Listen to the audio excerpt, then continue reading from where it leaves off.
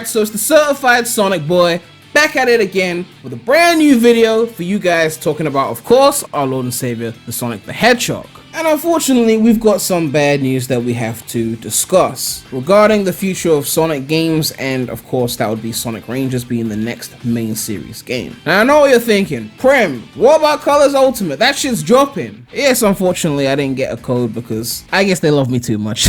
But don't worry, when the game comes to Steam, I will try it out, however many months that takes. I don't get games on Epic Games Store, I don't support those kind of deals. So whenever it comes to Steam, I'll be trying it out. No point getting it on console if I'm just gonna play it once and wait for mods, right? And I know people also want me to talk about the review scores and things like that, and I will, just not yet, because I did do a video talking about the reviews and what we could potentially see, speculating on where the scores could go. And since I already did that video, I think I want to wait until all the scores are in. Right now I've only got the PS4 Metacritic, and even that is still being updated. Not every critic gets the game before release date, so I want to wait for all the platforms to be there, all the critic scores to be there, and even wait for the user scores to be there so we can have the full picture, and then we can analyze how well Colors Ultimate did compared to the original game, and I guess compared to Sonic game scores in general. So that'll be a fun video to do, which will probably happen in like a week from now, because the game comes out on the 7th. Metacritic makes you wait like a day or so before you can actually give your user score, so in about a week or so we'll have all the data we need. But for the Rangers discussion topic of today, it actually goes back to Colors Ultimate. Now there's been a lot of coverage on the game since the review embargo lifted. I know Twip has done a lot of coverage on the game, showcasing glitches and things like that, and just gameplay in general. But there's one thing that really bothered me. I know what you're thinking, the glitches didn't bother you? Well, I mean, maybe I'm a bit less sensitive to glitches. I mean, aside from the fact that I love 06, I mean, in general, like,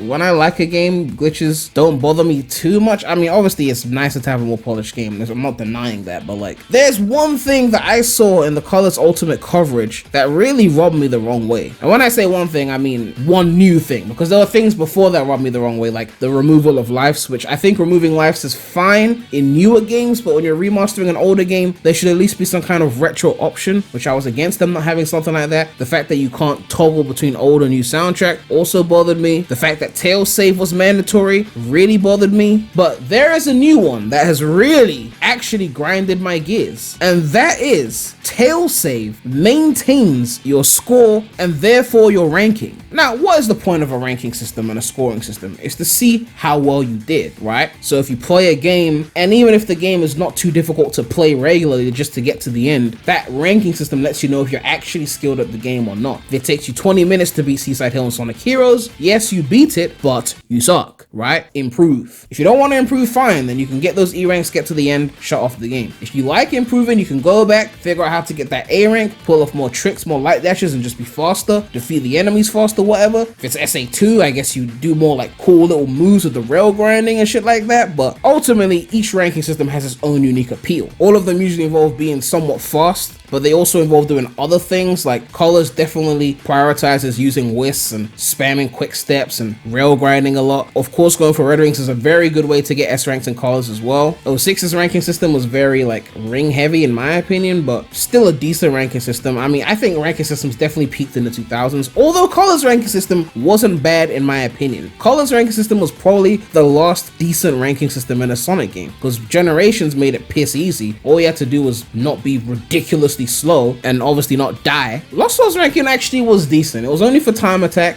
but I think that was actually a good ranking system. So Colors and Lost World were the good ranking systems of the 2010s actually. I forgot Lost World. Force's ranking system would have been decent because it was harder than Generations, but then they ruined it with the daily bonus, which based on some challenges and shit, it's been a while since I played Forces, but based on some challenges you could get a multiplier for the day, so your score would be 1.2x. So even if you were playing a level like shit, because you had a daily bonus, you would still get your S rank, which kind of negated the improvement to the ranking system from Generations. But honestly, the one from Colors Ultimate definitely takes the cake now, because if you can essentially die and maintain your score and your rings, even Generations is harder than that, because if Generations, if you rush to the goal and die even once, even if you were quick and you had rings on you at the end, you still wouldn't get an S rank. That hard limit of you can't die to get an S rank was at least put in place. With Colors Ultimate, they've essentially butchered the whole ethos of getting good at a game, because now your S rank is irrelevant when someone else can get an S rank dying 3 times, 5 times because they had a million tail saves accumulated over time. Obviously you still have to do work to get the S rank, like collecting the red rings and things like that, but I'm not really gonna feel a sense of achievement with a ranking system that gives S ranks to people that are allowed to die with tail saves. It actually negates the value of the S rank in the first place. It feels like what they did with Generations, like you get an S rank, you get an S rank,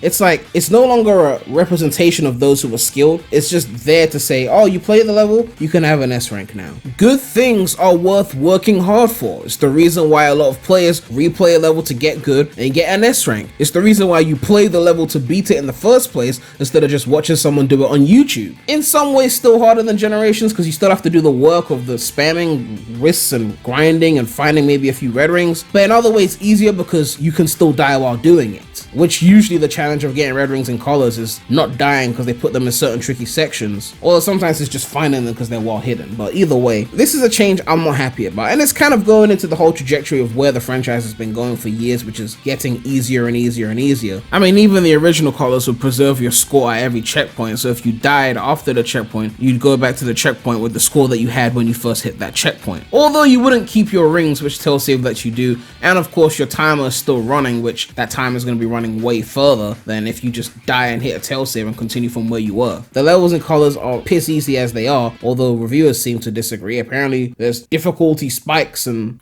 inconsistent switching between 3D and 2.5D is baggage from older 3D Sonic. Only one game before collars did that. Who are these people reviewing these games? Like, they don't even know what they're talking about. What is important about the story, however, is that it introduces the Wisps, the small multicolored aliens that Eggman is hunting down. These Wisps are the main thing that separates Sonic Colors from every other mainline console Sonic game, both past and present. Okay, I said I wasn't going to talk about all this right now. My point is that with Rangers coming out and Colors Ultimate seems to be doing so far well critically, it only seems to reinforce this making the games easier is a plus thing. And that means with Rangers, we could be expecting a ranking system on a similar scale to what we're getting with Colors Ultimate. I mean, the tail save thing seems to be a hit. The critics are not complaining about it since they think the game is hard. And for all we know, that was a Rangers feature that they were working on. They just said, let's add it to Colors Ultimate. I don't know. We don't know what's going on behind the scenes, right? Rangers could very well have a tail save. Rangers could very well have a ranking that is preserved when you use the tail save. I mean, it's an open world game, so there's probably going to be way less bottomless pits, so death is probably going to be less frequent unless the combat is heavy in that game. I don't know. I guess based on the leaks, Rangers was going to have boost type levels as well, so there'll probably be pits in those. But the way things are going, that added push that they gave to people that wanted a bit more challenge is being taken away. It's like they don't care about us anymore. Like, even the little things we had before, which was even in easy levels, at least we had rankings. We don't even have that anymore. It's like everyone plays the level, everyone gets an S, and you move on. And it's like you play the game once and you're just kind of done with it. It's like, what can I do? I mean, I've got all the S ranks. There's no desire to go back. Like, I mean, I guess speedrunners, but like if you're like a pro casual, which is kind of what I would call myself, like someone who is a casual player but likes to go back and become good at a game, not to the level of a speedrunner, but to a decent level. Like I've 100%ed Heroes before, like Rush, Lost World. I think I need to get a few more S ranks on Time Attack, but I got all the red rings. But I guess what I'm saying is I hope with Rangers they don't go down this road, but everything seems to be pointing towards this everything needs to be easier mentality. Rankings shouldn't even be challenging anymore because I don't know, that would discourage the players who aren't as good from playing. I don't know, if they get an E rank they'll be discouraged. There's an easy remedy for that. I mean, just make the lowest rank a C. You got S, A, B, and C, so those who want to go for the S will still feel fulfilled in getting that S rank. Those who suck will get a C, which is still a satisfactory grade. It's a pass, right? I mean, I scraped through school on a bunch of C's and I'm still here, right? But yeah, let me know what you guys think about the situation. Sonic Colors Ultimate allows you to die using tail saves and maintain your score and ultimately your rank. How do you feel about this change? Do you think it negates the desire to even go for the S rank? Do you think we're going to be seeing something similar in Sonic Rangers? But yeah, make sure to like, comment, subscribe, hit that